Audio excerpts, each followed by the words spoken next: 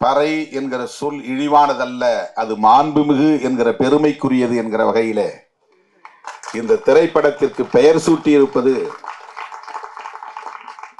ஒரு துணிச்சலான செயல், போற்றுதலுக்குரிய செயல். இந்த பெயர் சூட்டியதற்கே விருது கொடுக்கலாம், தனியே ஒரு பாராட்டு விழாவை நடத்தலாம்.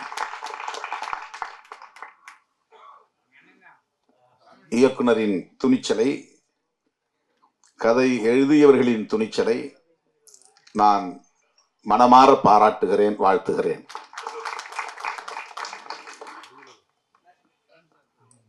பறை என்பது ஒரு பொதுவான சொல். அனைத்து இசைக்கும் இசை கருவிகளுக்கும் மூலம். அதிலிருந்துதான் இசைக்கருவிகளின் வடிவங்கள் மாறி மாறி வெவ்வேறு பெயர்களை பெற்றிருக்கின்றன. ஒரு சமூக ஆய்வாளர் சொன்னார், பறை என்கிற அடையாளம் கொண்ட ஒரு சமூக பிரிவில் இருந்துதான் அனைத்து சமூக பிரிவுகளும் உருவாயின என்று அவர் ஆய்வில் சொல்லுகிறார். வெவ்வேறு பெயர்களை தாங்கி மாறி மாறி போகிறார்கள் என்று. ஒட்டுமொத்த இந்த சமூகத்தின் மூலச் சமூகம்தான் பறை என்கிற பெயரில் அழைக்கப்படுகிற சமூகம். இது ஒரு சமூக ஆய்வாளரின் கருத்து. இன்னும் சொல்ல போனால் மறைந்த தமிழரசன் அவர்களின் கருத்து, தமிழ்நாடு விடுதலைப்படையை நிறுவிய தமிழரசன் அவர்களின் கருத்து. வெவ்வேறு பெயர்களில் வெவ்வேறு சமூகங்கள் அழைக்கப்பட்டாலும் மனித குலத்தின் பாரம்பரிய வரலாற்றில் பார்க்கிற போது ஒரு குலத்தில் இருந்துதான் எல்லா குலமும் என்கிற போது தமிழ் சமூகத்தில் அந்த மூல சமூகம் ஆதி குலம் பறையர் குலம்தான் என்று அந்த வல்லுநர்கள் பதிவு செய்கிறார்கள். பறை அடித்ததனால் பறையன் என்று பலரும் கருதுகிறார்கள். அப்படி இருக்க வாய்ப்பே இல்லை. இன்றைக்கும் நீங்கள் ஒரு கிராமத்திற்கு போனால், பறையர் குடியிருப்புக்கு போனால், 200 குடும்பங்கள் 300 குடும்பங்கள் இருக்கிறார்கள் என்றால் அந்த 300 குடும்பங்களை சார்ந்தவர்களும் பறை அடிப்பதில்லை. அவர்களுக்கு பறை பற்றி தொடர்பும் இருப்பதில்லை. அந்த கிராமத்தில் சிலர்தான், விரல் விட்டு எண்ணக்கூடிய சிலர்தான் பறை அடிக்கிற ஒரு வழக்கத்தை வைத்திருப்பார்கள். எல்லா மக்களும் விவசாயத்தை செய்யக்கூடியவர்கள் தான். அவர்களுக்கு ஏரோட்ட தெரியும், நடவு நட தெரியும், அறுப்பு அறுக்க தெரியும், தாள் அடிக்க தெரியும். விவசாய பெருங்குடி மக்கள் தான். அந்த விவசாய பெருங்குடி மக்களை ஒட்டுமொத்தமாக பறையர் என்ற பெயரில் அழைத்து இழிவுபடுத்தி இருப்பதற்கு என்ன காரணமாக இருக்க முடியும்? இது குறித்து பலர் ஆய்வு செய்திருக்கிறார்கள். அதற்கு ஒரே காரணம்தான், இது மூலச் சமூகம், ஆதி சமூகம். அதிலிருந்து தோன்றுகிற ஒவ்வொரு புதிய சமூகமும் அதிலிருந்து தன்னை தனிமைப்படுத்தி, அந்நியப்படுத்தி, பிரிவுபடுத்தி காட்டிக் கொள்வதற்காக அந்த ஆதி சமூகத்தை இழிவுபடுத்துவதை ஒரு பண்பாடாக இங்கே வளர்த்திருக்கிறார்கள். அப்போதுதான் நாங்கள் அவர்களை விட மேலானவர்கள் என்று சொல்லுகிற அந்த நிலை வளர்ந்திருக்கிறது. இது சமூக ஆய்வாளர்களின் கருத்து. பறை என்பதிலிருந்து பறையன் என்கிற ஒரு சமூகம் உருவாகி இருக்க வாய்ப்பே இல்லை. இது குறித்து பலரும் இப்போது ஆய்வு செய்திருக்கிறார்கள். பரம்பரை என்கிற சொல்லில் வருகிற பறை, இந்த பா ரை, அது இடையின ரை, எரள வளர இடையினம் என்கிற இப்படி கொம்பு போட்டு கீழே இழுக்கிற ரை பறை. இந்த வல்லின ரை அல்ல, கசட தபர என்கிற எழுத்துக்களில் வருகிற வல்லின ரை இந்த இசைக்கருவியை குறிக்கும். அந்த பறையன் என்கிற சொல்லில் இருக்கிற எழுத்து இடையின ரகரத்தில் வருகிற ரை என்கிற சொல்லை குறிக்கும், எழுத்தை குறிக்கும். ஏன் என்றால் அதற்கு ஒரு விளக்கம் தருகிறார்கள்.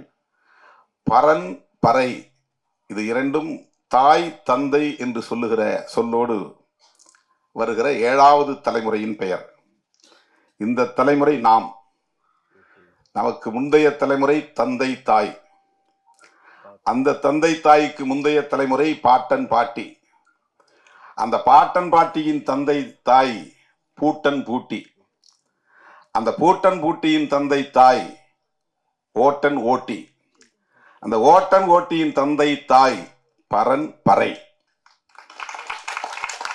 இது 7வது தலைமுறை. ஆதிக்குடி. அந்த பரனுக்கும் பறைக்கும் பிறந்தவர்கள் சேயோன் சேயோல். சேயோனுக்கும் சேயோலுக்கும் பிறந்தவள் ஓட்டன் ஓட்டி. ஓட்டனுக்கும் ஓட்டிக்கும் பிறந்தவர்கள் பூட்டன் பூட்டி. இன்னைக்கு விழாவின் நாயகன் தேவா சார். அவர் இந்த பறை அப்படின்ற இந்த படத்துக்கு அவரை வந்து இயக்குனர் விஜய் சுகுமார் வந்து மியூசிக் டேரக்டராக தேர்ந்தெடுத்து மிக பொருத்தமான ஒரு விஷயம். அது என்ன அப்படின்றத தேவா சாரை சொல்லுவார். இந்த ஆஸ்திரேலியா விஷயங்கள் தேவா சாரை சொல்லுவாங்க. அது எனக்கு வந்து என்னென்னா, தேவா சார் வந்து பல சந்தர்ப்பங்களில் எனக்கு வந்து ரொம்ப ஹெல்ப் பண்ணியிருக்காரு தேவா சார். உதாரணமாக சொல்கிறேன், சாக்லேட் படத்தில் வந்து நான் வந்து எல்லாத்துக்கும் தெரியும் மலை மலை மலை மலை சாங்கு. அந்த படத்தில் வந்து எனக்கு தேவா சார் மியூசிக் பண்ணி கொடுக்கும்போது நிறைய விஷயங்களில், அதாவது வந்து அவருடைய சம்பளத்திலிருந்து எல்லாத்துலையும் எனக்காக குறைச்சி பண்ணி கொடுத்தாரு. அதை என் வாழ்க்கையில் என்றைக்குமே மறைக்க முடியாது தேவா சார். நம்ம பறை எடுத்தது வந்து இப்போ இன்பிட்டியில் தான். நம்ம தொழில்முறை கலைஞர்லாம் இல்லை. பறையில் ஒரு 10 வருஷத்துக்கு முன்னாடி பறை எடுத்தோம். பறை எடுக்கும்போது அதில் இருக்க ஒடுக்குமுறையெல்லாம் நம்ம நேரில் பார்த்தோம். ஸோ தொட்டு கூட பேச மாட்டாங்க நம்மள. இப்போ நான் பறை வாசிச்சிட்ருக்கேன்னா, ஒரு கிரௌண்டில் நம்ம பறை வாசிக்கணும்னா வரவங்க என்ன பண்ணுவாங்கன்னா, சப்போஸ் நேராக வந்து இந்த நியூசன்ஸ் கேஸ்க்கு ஃபோன் பண்ணுவாங்க, இல்லாட்டி வேறு எதனா ஒரு இஷ்யூக்கு ஃபோன் பண்ணுவாங்க, போலீஸ் நேராக வரும். ஸோ அது மாதிரிலாம் நடந்திருக்கு. ஸோ இந்த விஷயங்களை வந்து நம்ம பறை சார்ந்து வெளியேற்றணும் போகும்போது யாருக்கு எத்தனை சொல்லலாம்னு சொல்லிட்டு ட்ரை பண்ணோம். நம்ம ஈக்குவல் ஏஜில் இருக்க பீப்புள்ஸ்க்கு நம்மளால சொல்ல முடியல. நம்ம நினச்சிட்ருக்கோம் படிக்கிறாங்க, படித்து வெளியே வந்தோடனே நம்ம அந்த ஜாதி ஒடுக்குமுறை அதுலேருந்து எல்லாமே வெளியே வந்துடுறாங்க நம்ம எதிர்பார்க்குறோம். ஆனால் யாரும் மோஸ்ட்லி வரதில்லை. வளர அது இன்னும் கொஞ்சம் அதிகமாக தான் ஃபீல் ஆச்சு. ஸோ இதை வந்து நம்ம அந்த குழந்தைங்க கிட்ட எடுத்துன்னு போகணும்னு சொல்லிட்டு முடிவு பண்ணது. முதல்ல நான் பறை சொல்லி தந்தது குழந்தைங்க தான். கற்பிப்பது 2 மூட்டோவில் தான் நம்ம மூவ் பண்ணிட்டு இருக்கோம். குழந்தைங்க கிட்ட தான் முதல்ல பறை எடுத்துன்னு போனது. எது மாதிரி பசங்கன்னு சொல்லிட்டு தேடும் போது நம்மளுக்கு வந்து visually challenger kids, HIV positive kids, deaf and டம் கிட்ஸுன்னு சொல்லிட்டு கவர்மெண்ட் அப்சர்வேஷன் ஹோமில் இருக்க கிட்ஸுன்னு சொல்லிட்டு நம்ம யாரெல்லாம் நிறைய இடத்துல வந்து போகாத இடங்கள் இருக்கோ அது மாதிரி குழந்தைங்களுக்கு போய் பறையை சேர்க்க ஆரம்பித்தோம். ஏன்னா குழந்தைங்க கிட்ட நம்ம முதல்ல வந்து இந்த பறையை வந்து பரவலாக்க முயற்சி பண்ணோம். பறை அண்ட் சிரமம் 2மே சொல்லி தந்துட்டு இருந்தோம். இதில் பறையை வந்து ரொம்ப ஃபோக்கஸ் பண்ணோம். நிறைய விஷயங்கள் இப்போ வந்து பார்த்திங்கன்னா, மோஸ்ட்லி நம்ம எங்கே போய் பறையை கிளாஸ் எடுக்கிறோம்னாலும் முதல் விஷயம் வந்து பறை எங்கே வாசிப்பாங்கன்னு தான் கேட்போம். பறை எங்கே வாசிப்போன்னு நம்ம கேட்கும் போதே முதல்ல வர வார்த்தை வந்து சாவு வாசிப்போம்னு சொல்லிட்டு தான் வரும்.